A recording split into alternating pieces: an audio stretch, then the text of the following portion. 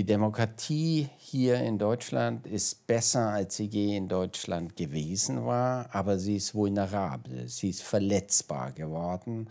Und das hat viel mit der Globalisierung zu tun. Zum einen leuchtet es ein, wenn wir sagen, bestimmte Probleme wie etwa der Umwelt, wie Menschenrechte, aber auch wie Handel sind nicht mehr nationalstaatlich zu organisieren. Wir brauchen transnationale Lösungen. Beim Klimawandel ist das ganz augenscheinlich. Aber wir sollten nicht so tun, was wir des Öfteren tatsächlich tun, zu sagen, wir können das abgeben, diese Kompetenzen, und diese Kompetenzen sind gleichzeitig noch demokratisch so geschützt wie in dem alten Nationalstaat. Das ist nicht mehr der Fall.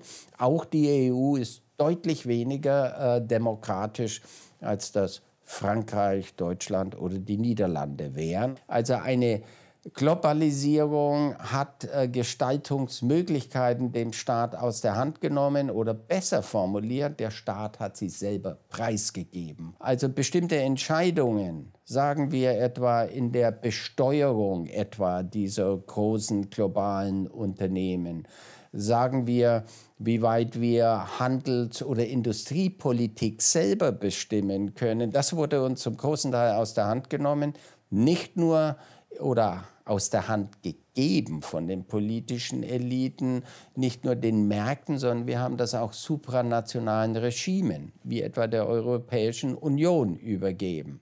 Wir müssen den Staat wieder stärken als einen Akteur, der die sozialen und gesellschaftlichen und wirtschaftlichen Geschehnisse stärker demokratischen Prämissen unterwirft. Aber ich will vielleicht einen Aspekt noch mal nennen, warum ich mit dieser starken These auftrete, die Demokratie ist heute besser denn je in Deutschland.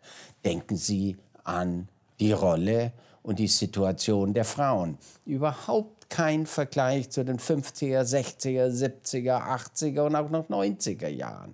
Das heißt nicht, dass eine volle Gleichberechtigung dargestellt wäre, aber es ist ein Riesenfortschritt erzielt worden. Schauen Sie sich die Rolle von Homosexuellen an. Die wurden in den 50er, 60er Jahre ins Gefängnis geworfen. Der berüchtigte Paragraph 175 wurde erst 1994 abgeschafft.